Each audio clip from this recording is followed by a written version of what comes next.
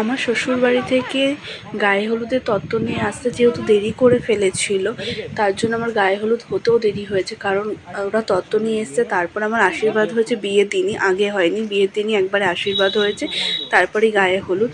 যেহেতু বেলা হয়ে গেছিলো, আমি পড়ে গেছিলাম টেনশানে, কারণ আমার চলে এসেছিলো মেকআপ আর্টিস্ট।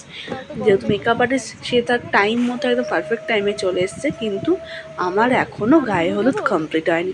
তাই আমি পড়ে গেছিলাম খুবই চাপে এবং খুবই এম্বারেস ফিল করছিলাম যে সে এসে বসে রয়েছে, আমি এখনও রেডি নই, যেটা আমার খুব পার্সোনালি খারাপ লাগে। যাই হোক, এরপর আমার শুরু হয়েছিল গায়ে হলুদ। প্রথমে তো মা হলুদ লাগিয়ে দিয়েছিল এবং আশীর্বাদ করেছিল, তার সাথে সাথে চলছে তো ফটো তোলা এবং নানা রকম শ্যুট, যেটা আমার খুব ভালো লেগেছে। এবং আমি বলেছি এই টাইমটা যে আমি অনেক অনেক অনেক ছবি তুলবো, কিন্তু চোখে মুখে একটা টেনশন, হাসি সব মিলিয়ে মিশে একটা ইয়ে। তো এখানে যেটা আমার করেছিল, সবাই মিলে হলুদ মাখানোর পর আমার গায়ে পুরো হলুদ গোলা জল ঢেলেছে। তোমরা জাস্ট এই ছবিগুলো দেখলে বুঝতে পারো, দেখো পুরো হলুদ গোলা জল। এবং তারপর গায়ে হলুদ কমপ্লিট হওয়ার পর সবাই মিলে আনন্দ করে হলুদ খেলেছে, যেটা ছিল একটা অন্যরকম পাওয়া আমার কাছে।